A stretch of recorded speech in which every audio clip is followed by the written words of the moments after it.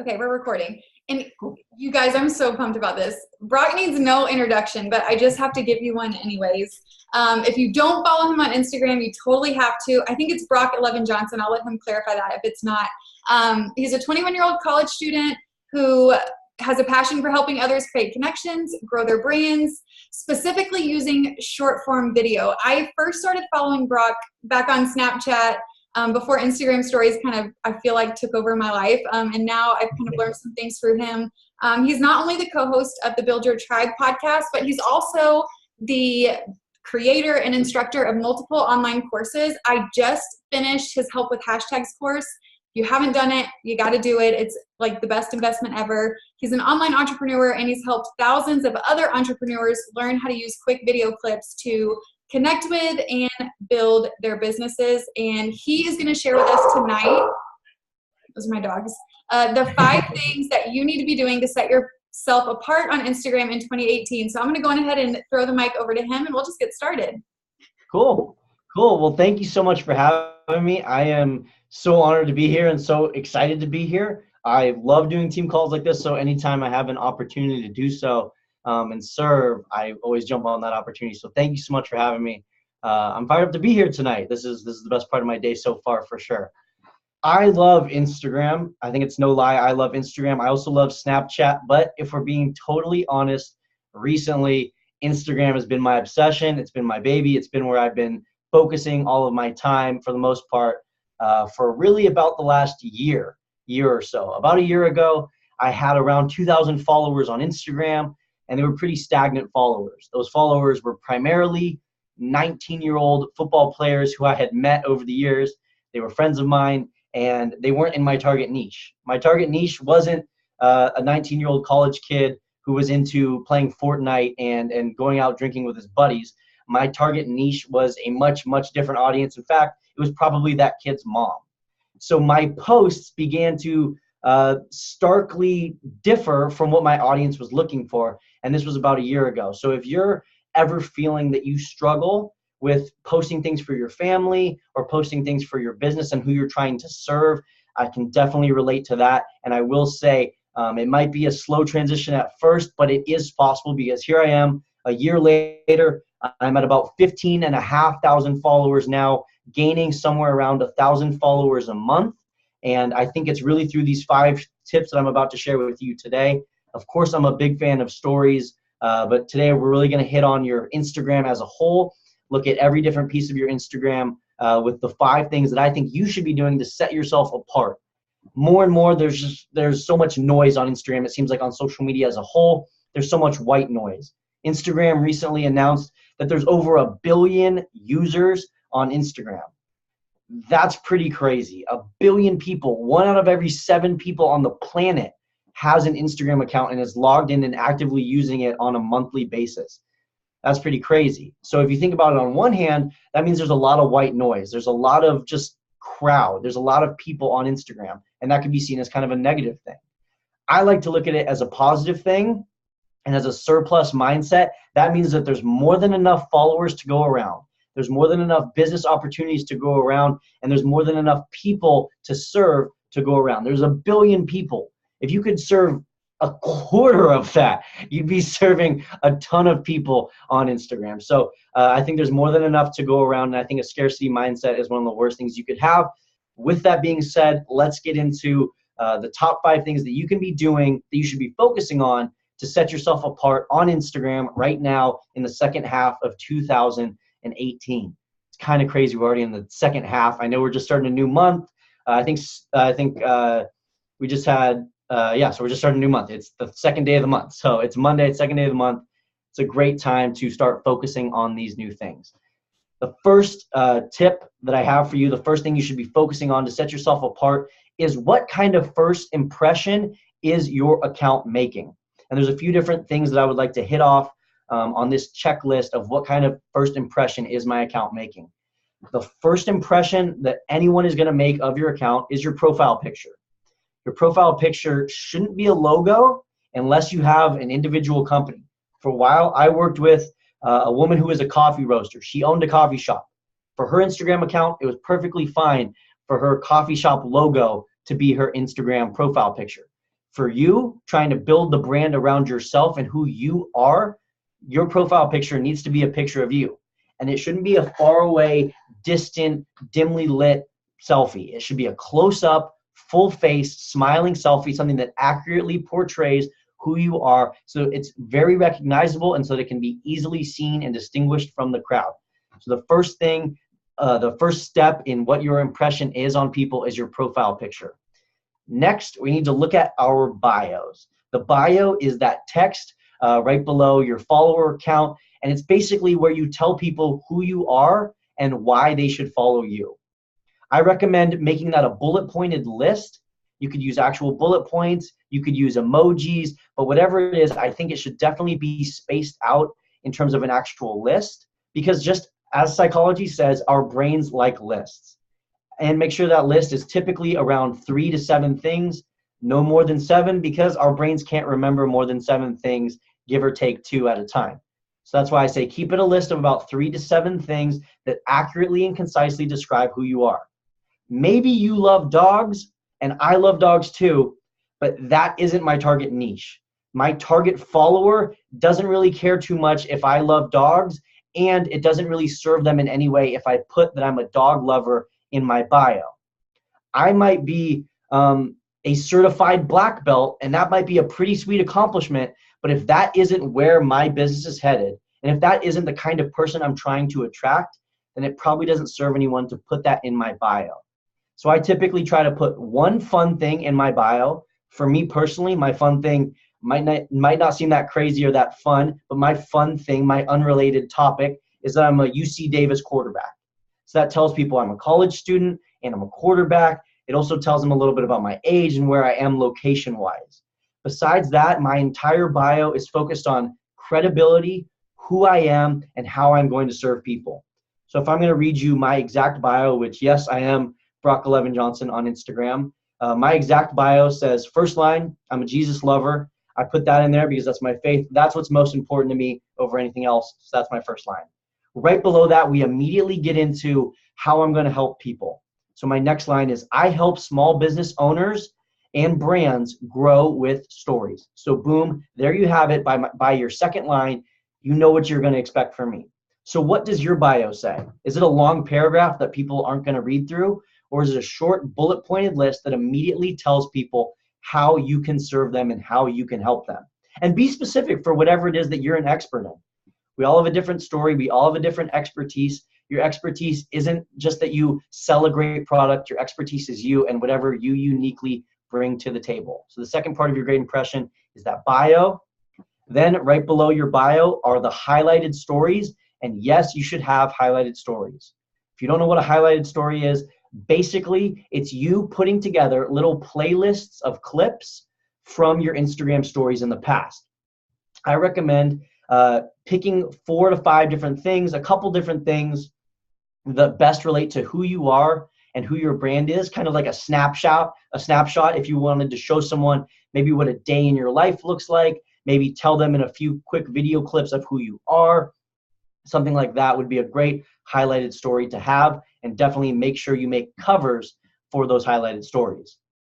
Then right below your highlighted stories, the next thing people will look at is your top 9 photos. So your top 9 photos, we're really going to talk about those later on tip number 3 for your best practices for right now in 2018. But really your top 9 photos should accurately and up to date describe who you are. You should be constantly posting on Instagram, and we're going to hit on that with the next tip. But your top 9 photos should look visually appealing. If they look jumbled, out of sorts, or kind of a random hodgepodge just all over the place, it's not that aesthetically pleasing, and people are less likely to follow you. Studies have shown that people decide whether or not they're going to follow you within the first 7 seconds of looking at your page. So that's why it's so important to have every single one of these boxes checked off. Profile picture, an accurately written bio, your highlighted stories, and your first 9 photos. It's very important to have your first impressions set and ready to go, or else we're hindering ourselves from the jump. The second best thing that you can do to set yourself apart on Instagram right now in 2018 is to be consistent. Now, what is consistency? Consistency, and what I'm going to tell you to do, these are just minimums. Consistency varies for every person. Some accounts can post 10 times a day. That's awesome. Their engagement will never drop. Some people will post once a day, and beyond that, their engagement will drop drastically. So I'm not going to give you a set number that we all need to be posting at, but rather just a minimum baseline that we should all be hitting at a very least on a daily basis. The first one is you need to have 10 Instagram stories per day. And I know that's going to blow some people's minds. I know it's going to drive some people crazy. What? 10 clips in a day? Yes, 10 posts on your Instagram stories per day. The reason for this is that Instagram stories are how people get to know you, and a lot of the time, it's the only way that people are going to see you on Instagram. You have to be posting and using your Instagram stories on a daily basis and posting at least 10 in a day. The next kind of consistency that we need to hit on is need to be posting at least one time to your feed per day. That means those pictures or videos that go into your feed and then end up on your Instagram grid, you need to post at least one a day. Again, some people can post 10 in a day, some people can post 4. For me personally, it's about 1 or 2. If I start posting 3 or 4 times in a day, my engagement will drastically drop. So do some experimentation with your own Instagram account and figure out exactly how many times you can post in a day without your audience growing bored and stopping engaging with you. The final kind of consistency that I think is very important on Instagram is live video.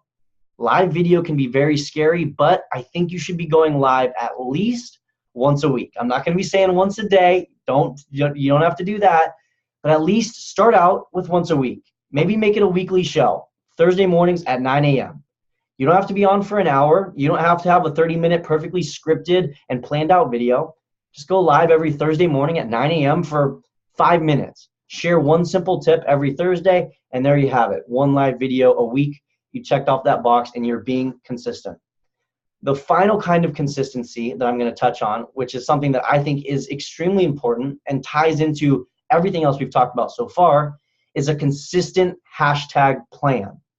Not just going to Google and copying a list of hashtags that are very broad and generic, not just stealing hashtags that you found from some other popular user, not just stealing hashtags that your friend uses, but actually having a strategic list of hashtags that you're using every single time you post on your feed and whenever you post to your Instagram stories.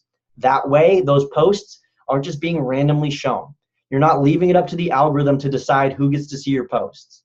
When you use a strategic, niched down list of hashtags, you're going to reach that optimized list. You're going to reach the right kind of people every single time, and your posts are going to be shown to the kind of followers that you want to join. The next way you can set yourself apart on Instagram in 2018 is to have a constant aesthetic appeal. I wish this wasn't the case. I really do. Instagram, however, is a place for pretty pictures. Instagram stories, be as raw and authentic and as vulnerable and as open and as no filter and as makeupless as possible. I wish I could say the same was true on your Instagram feed. You don't have to have every picture looking like you just had a glamour shot done, but people are looking for generally more aesthetically pleasing pictures and posts on their Instagram feed. I came up with a quote. I'm young, I'm 21 years old. I came up with a quote though. A lot of times I'm taking quotes, I'm finding quotes online, I'm Googling quotes. I came up with a quote myself. The goal is to stop the scroll. When we're posting on Instagram, we have to think to ourselves, will this picture stop someone in their scroll? Our goal is to stop the scroll. So whenever I post on Instagram, I think, will this picture stop someone's scroll? Or is it just going to be another picture that's going to be lost in the wash? If it's a post-workout sweaty selfie, chances are it's not going to stop the scroll, because as I scroll through my own Instagram, I'm seeing hundreds of those pictures throughout the day. What can make your picture different? What kind of unique objects or unique poses can you bring into the picture? What's in your background? How is your picture focused? And most importantly, I think overall, what is the color scheme of your picture?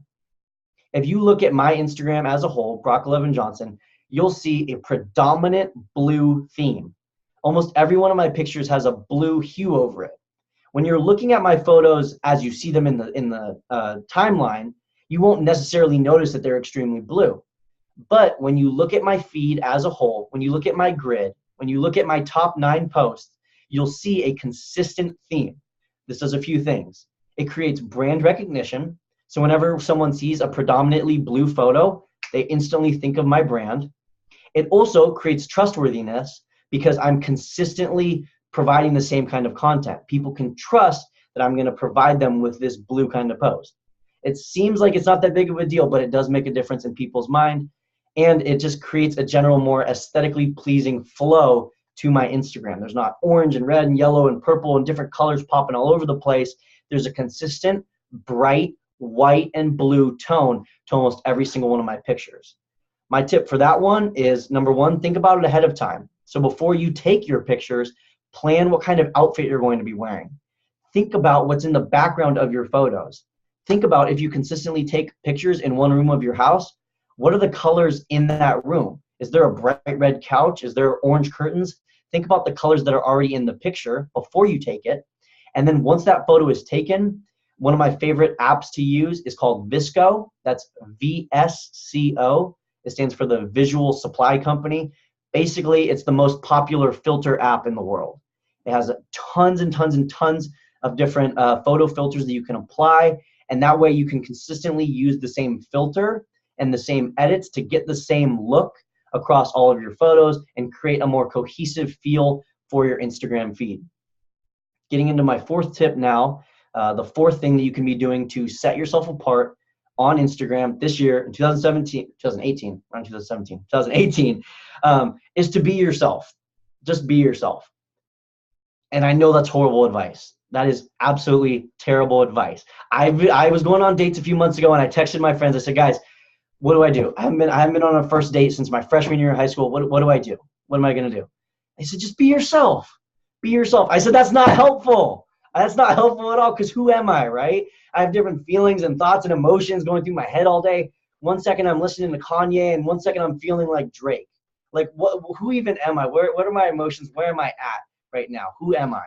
And I know that you might be thinking the same thing. Maybe you have a totally perfect, clear picture of who you are. So that's great. But whenever I walk by the Starbucks across the street from my house, I hear a bunch of girls talking about, who am I? I need to find myself. I need to go backpacking through Europe this summer and find who I truly am. So it's hard to be yourself on social media without truly knowing who you are. So I'm going to make it much simpler. Hold on, I'll make it much simpler for you. To be yourself on social media and set yourself apart, just focus on a few things. Number one is just being authentic, being real. You don't have to pretend to be anything you're not on Instagram. We get this false image in our head of what we're supposed to look like, what our posts are supposed to be like, how great our life is supposed to be, the vacations we're supposed to go on, what our spouse is supposed to look like, what our kids are supposed to act like. Screw all that. Be authentic. Be honest and be truthful with yourself, and that'll shine through in your content, and people are drawn to that. I heard Gary Vee recently say that, it's 2018, we have a high no BS meter. I have a picture of a bull on my arm. We have a high no BS meter. We don't like any of this BS. We can instantly see it and instantly tell when someone's just trying to sell us on a bunch of bull. And I think that's really true. And I think the flip side is also true. I like to focus on the positive. I think that we also are really, really drawn to when someone's being honest with us. When someone's being honest and truthful with themselves, it comes through and it shows as if they're being honest and truthful with us. So that's one thing you can do to be yourself. Again, the next one, something I personally love, storytelling. Telling stories consistently, both on your Instagram, in your caption, in your photos, on your Instagram lives, and on your Instagram stories is a great way to be yourself, because you're actually in those stories. I could go into a full rant about stories. I speak on stages about stories. I could talk to you for the next hour just about storytelling. I'm not going to do that, but I will give you one tip for those of you who feel like, I'm just not that cool. My life isn't that special. I don't have all these great stories to tell. I would strongly disagree with you and argue with you that yes, you do. I've watched a lot of TED Talks on storytelling, and all these TED Talkers say the same thing. They all say, I believe that everyone has a story. And I disagree. Everyone doesn't have a story. Everyone has hundreds of stories. Everyone has thousands of stories, and thousands of stories happening to them on a daily basis. Here's the thing though. You live your life, so you become absent-minded to the stories that are taking place in your life. It's like I have a ticking clock in my living room. When I sit in my living room and eat my lunch, I don't hear that clock. because I live with the clock. I'm used to it. I'm used to it ticking all day. So it grows silent in my brain. I live with it, so I don't always hear it. I think the same thing happens with our stories and with our lives. We live our lives. We go through what we're going through on a daily basis. So we kind of forget what it's like and how cool it is and how blessed we are to live the life that we're living. So consistently tell stories as frequently as you can on your Instagram. And one thing that I like to actually practically do to remember my stories is I write them all down. Some people use index cards. Some people keep a journal with them. I just use the Notes app on my phone. I could show you, I have a list of hundreds of stories, usually with just short little keywords that are going to trigger the memory in my brain. But just those short little stories that I'm constantly keeping a log of, funny things, sad things, surprising things. It's like I have this big ammunition set. So anytime I feel like, what should I talk about today? What kind of story should I tell? What should I share? I have a list of hundreds of stories prepared and ready to go.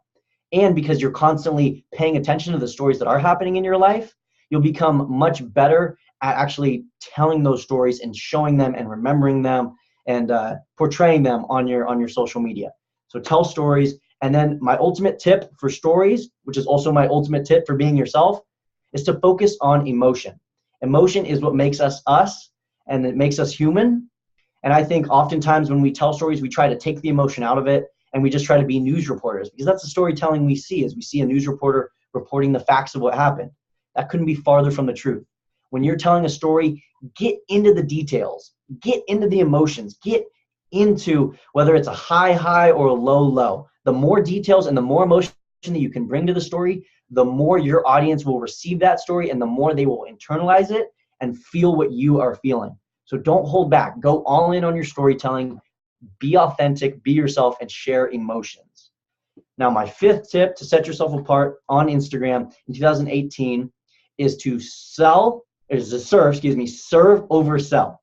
We don't want to sell. That's what we're all doing on Instagram in 2018. Everyone is selling. Everyone, it seems like, is just trying to push their agenda and tell us this next great thing that they have to offer. And I don't think that's the right way to do it. I think the right thing to do, and I think what we all should be trying to do as frequently as possible on social media, is to serve and build relationships. I mean, you can call this direct selling. I like to call it direct serving. And we're not getting into this business to make more money or to have a greater income. Of course, those are great benefits of doing what we do. But I think that serving people and building relationships is so much more important and so much more valuable for your soul. I think it's so important. And I think that social media, I think that it gets a bad rap. I really think it does. I think that a lot of people think social media is just a place to kind of grow a business. It's kind of just a place for people to look good and brag about their lives and how cool things are. But social media was invented as a way for people to connect and a way for people to build relationships. I think we have to keep that in mind and at the very front of our minds every time we post and every time we go on our Instagram accounts. We need to serve. We need to focus on serving our audience. Every single time I post on my Instagram, whether it's a story or an Instagram live or whether it's a post on my feed, I ask myself one question. How is this serving my audience? How is this going to serve my audience? Or how can I use this post to build a relationship with my audience? I think those are the two big things to focus on: building relationships and serving your audience. And I know you might be thinking, well, how do I serve? I don't have that many great tips. I mean, I got a few pretty good tips, but besides that, I don't have that much to serve. I'm totally with you. When I first started out on Snapchat, I was just trying to give tips every single day. That lasted 8 days, and then I was like, oh crap, I don't know what I'm going to talk about on Snapchat anymore. So I had to shift my focus. I had to shift my focus to building relationships and serving in a different way. I realized that for me, one of my ways of serving people was making people laugh. I do that through funny dancing on my Instagram stories. If you watch my Instagram stories, you'll frequently see me dancing like a clown, also pretty good, but still like a clown on my Instagram stories. Making people laugh is a way to serve them. Moving their emotions in some way is a way to serve people. So whether that's making them laugh, making them cry, or just posing a question to put them into a deeper thought or to change the way they view something. Serving people doesn't necessarily have to be a tangible tip or product that you're giving away. Sometimes it can just be bringing a smile to someone's face. So focusing on those two things, building relationships and serving people, I think it'll also make your whole Instagram process much easier. And then if I can leave you with one final tip that you can think about when you're sharing on Instagram, is to focus on documentation rather than creation. Oftentimes we try to curate this perfect life, we try to make it look perfect, we try to hide our emotions because we think that we need to live up to certain people's expectations. But when we focus on documenting our day, documenting our lives, and sharing the highs and the lows, the emotions we're going through, so much simpler, and we connect with people so much more. So those are my 5 ways to set yourself apart on Instagram in 2018. Awesome. Thank you. So do we have a couple minutes to open the floor for a few questions? Okay, cool. Absolutely. Absolutely. Yep. Awesome. Let me check. Okay, we don't have anything in the chat. I have a really quick question. So, and I kind of thought about this whenever you were talking about moving people's emotions and just documenting and not creating. I feel like something that I struggle with is it's not coming up with what part of my story or my journey I want to share that day. It's the fact that, like, I don't know how to write it in a way that's not like a novel to keep people engaged with what I'm doing. So then I struggle, like, well, if they're my lifers and if they're really, like, you know, tuned in and plugged into what I'm doing, then they're going to read the whole post, but well, maybe I should shorten it, but then I'm not really telling the story. So do you have like any advice or honestly just like a preference as to, or like any tips on if there is a preference for how long that caption is versus, you know? Yeah. So for captions, the template that I try to give out usually is I try to break my captions into 4 to 5 paragraphs, with the first one being a very curiosity-built hook, something that doesn't give very many details, something that really is trying to hook people in. Someone who I think does an excellent job of this is Jasmine Star. She is an Instagram coach. She's an Instagram guru. She's awesome on Instagram. And Jasmine Star does awesome curiosity-based captions. A lot of her captions start as if you think that she's about to get shot by a gun, or she's about to get in a fight, or her life is on the line, and it ends up being a tweet that she read. It's crazy how great she is at curiosity building with her captions. So that's what that first paragraph I typically will use for. And that gets people to press the read more button and gets them reading more. Then in the second and third paragraph, that's where I'll typically do most of the body work. And within each of those paragraphs, again, I try to keep it to about 3 or 4 sentences in length. And that's where I'll do most of the body, most of the background, most of the emotion, most of the storytelling. And then with that fourth final paragraph, that's kind of where I'll tie it up, put a bow on top. If there's some kind of call to action, to comment, to like, something like that, to visit a link, that's where that will typically go. And then if there's, you know, it's kind of a resolution or the point of the story I'm telling, that's what I'll throw in that final paragraph. Awesome. Thank you so much. So we have a couple questions in the chat. One is, Mallory is asking, and I know your response to this, you're going to say, go do my help with hashtags course. Should we put hashtags at the bottom of the post or in a comment? I've seen it done both ways. Yes, this is a great question, and this is a super commonly asked question. Basically, I'm going to describe to you what both would look like. It doesn't change how your post is received or how your post, I should say, is engaged with, whether it's in the caption or in the first comment.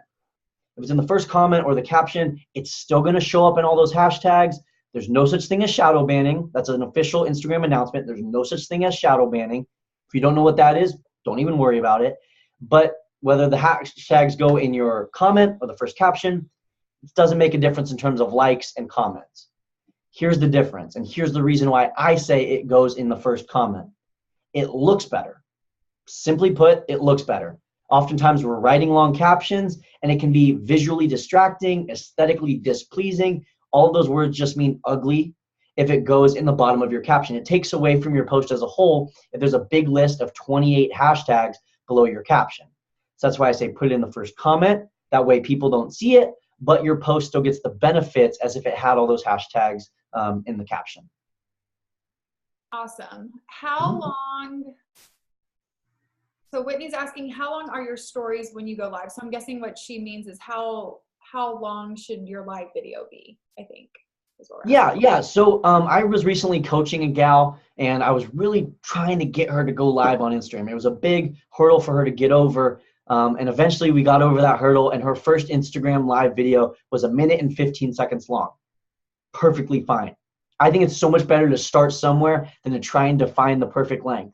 I could go live on Instagram and do the same training that I just did and talk about setting yourself apart on Instagram and go live for 30 minutes. I could also go live on Instagram, and my first time going live on Instagram was actually that Drake had just released a new song. So I hopped on Instagram live. I played it for the first time. I was listening to it. I was dancing to it. I was responding to it. I was making the faces when he would say, an amazing bar. I'd be like, oh my gosh, I was freaking out. But that's it. Basically what I'm trying to say is that there aren't too many rules, and I don't want to put too many rules on you, because I think the most important thing with going live on Instagram is to just start. Once you start and get more comfortable and feel totally fine, then you can get into the tips. You can find out for your own audience how long you should be on, when they're most engaged, what time of day is best to go live. That can all be something you can worry about later, but when you're just starting out going live for the first time, just hop on live and play a song and dance around for a minute. Just something to get your feet wet and get used to going live on Instagram. Cool. I think if I hopped around and danced on my Instagram, I'd scare all my followers away. Okay, we have 2 more questions. One is, what is a good way to utilize the new IGTV to maximize engagement?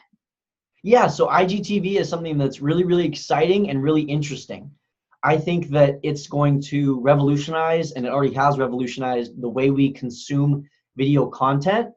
A lot of people don't like it though, but shocker, no one ever likes when Instagram or any of these social medias makes a major change. Here's the thing though, we're spending more and more of our time on our phones, and 80% of content online, 80% of the data on the internet is video content. 80% of the internet is video. That's kind of crazy to think about, and it's also crazy to compare that to how much more we're on our phones and how frequently we're consuming content on our phones. So it only makes sense that we're going to be watching vertical form video, which is what Instagram TV is. It's a vertical form video, unlike YouTube, which is horizontal video, kind of like you're watching right now. It's the more traditional model. Instagram TV is the brand new model. So I think that in the next 2 to 3 years, Instagram TV is going to be huge. And I think that YouTube better figure out some way to compete, or else Instagram TV is going to dominate the vertical video market. So if you feel comfortable and you feel ready, go ahead, hop on IGTV, start recording some vertical form videos and posting those to your IGTV as frequently as you can. My word of caution though is it might be better to focus on what you can focus on and control right now. I think that oftentimes we try to spread ourselves too thin, and we say, oh my gosh, there's a new platform, I need to be on it. I need to be on Facebook. I need to be doing Facebook Lives, Instagram, Twitter, Snapchat, YouTube, Tumblr. I need to be on all these places. When in reality, it's better to serve a lot of people in one place than a few people everywhere. When we try to show up everywhere, we show up nowhere effectively. So that's why, for me personally, I know as a one-man band, it's tough for me to just focus on Snapchat and Instagram. I kind of teeter back and forth. Some weeks I'll focus more on Snap. Some weeks I'll focus more on Instagram. That's really all I can handle. Tried podcasting for a little bit. That was tough. I can't do YouTube. I don't do Twitter. I have a tough time keeping up with Facebook. So I'd say pick one platform and stick with it. And if for you that's your Instagram feed, your Instagram stories, roll with that instead of worrying about IGTV. Awesome. And then our last one, if your feed does not have a consistent theme yet, for example, like the blues and white hue that you mentioned, do we just start changing that look moving forward? Yeah, that's my best tip. Is just some people want to delete all their posts. I don't think that's necessary. I just say start from wherever you are, start moving forward, and try your best. It's not going to look perfect. It's not going to be amazing. It's not going to be beautiful. Just try. Just start. Yeah. Awesome. Cool. Well, thank you so much. I know for me personally, this was insanely helpful. I got lots of notes here. Oh, man, good. So I know it was for everybody else too. And we just want to thank you again so very much for taking time out of your, what I know is a really busy day and schedule, to share some of your tips with us. Well, thank you so much for having me. Really, it's an honor to be here, and thank you so much for everyone for taking the time out of their night to listen to what I had to say. So thank you so much. Awesome. Very cool. All right, guys, have a good night. We'll see y'all soon.